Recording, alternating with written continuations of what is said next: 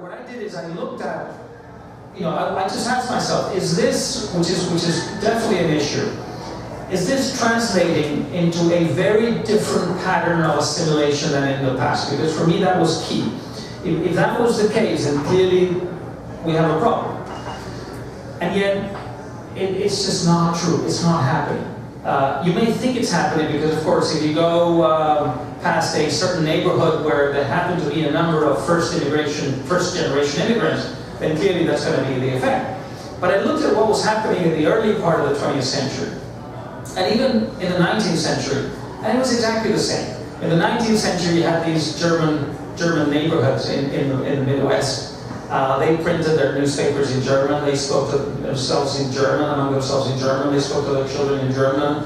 They pushed for school to adopt German as a second language and even as a first language.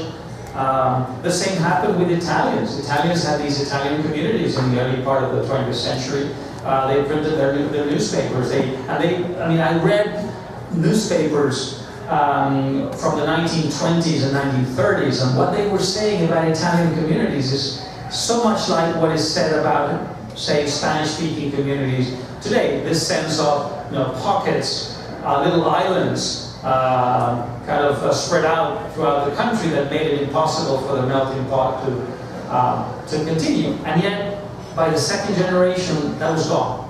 The second generation looks at it very differently. So I compared second generations today and in the past, and the process is very much the same. And I found out also that they're replicating something else that's also very interesting, which is the fact that in the third generation, because they feel so secure, they are so assimilated, they are so much part of society, that they don't have this complex anymore of being different or being looked at as if they were different. They begin to rescue old roots, but on a purely sentimental level. It doesn't really mean much more than that. So they begin to, just as the second generation really moved away from those roots because they really wanted to fit in and they were very conscious of the fact that they were seen as being different, the third generation reclaims those roots and they begin to celebrate some national holidays. And that's how the Irish and the Italians, began to celebrate these holidays that now have become part of the melting pot. You all know what Cinco de Mayo is, of course. Cinco de Mayo is not celebrated, or didn't used to be celebrated in Mexico. It's an invention of Mexicans in the United States, third-generation Mexicans in the United States, who felt so secure in their assimilation that they began to rescue these traditions. But yet they were traditions that were maybe traditions from tiny little, provinces in Mexico. They were not national traditions. And so Mexicans in Mexico back home started looking at this and saying, well, this is crazy.